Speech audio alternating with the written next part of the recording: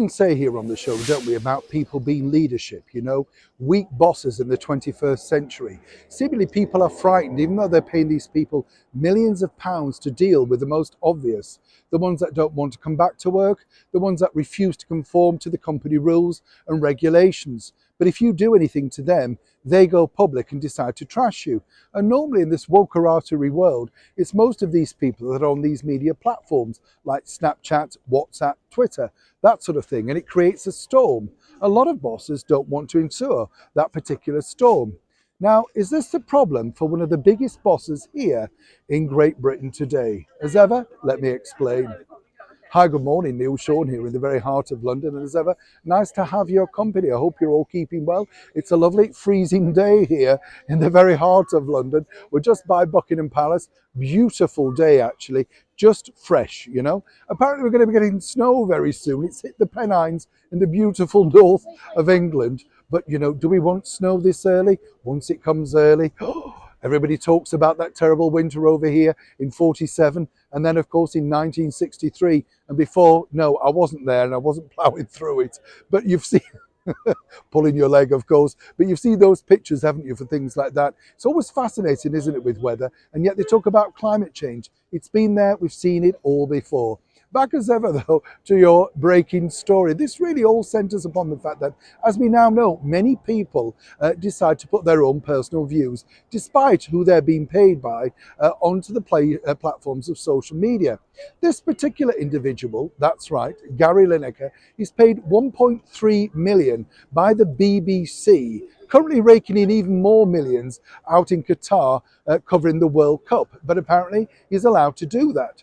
Now, as we've seen recently, he's got into all sorts of spats, regarding immigration, politics, Brexit, you name it. He's got an opinion on everything. Even though he's a former footballer from many decades ago now, some might say still well loved, not many by others. Now, the BBC boss, Tim Davie, has recently been gracious enough to give an interview to the Times newspaper. And in it he says, well, you know, he talks about lots of things, but in it he says it's frustrating for him not to be able to deal with the likes of Gary Lineker because, you know, he's spoken to him at length, asked him not to post these things on social media, but seemingly Mr. Davie doesn't have the power or indeed the clout or the nouns to deal with Mr. Lineker. As one can imagine, this has exploded simply because with BBC now looking for licence fee payers to cough up more money for the privilege of watching even more dwindling programmes, things are not looking too good. 1.3 million is what Mr. Lineker picks up every year for hosting seemingly once a week sports show Match of the Day. But he's not alone, of course. We have the likes of Claudia Winkleman raking in thousands as well.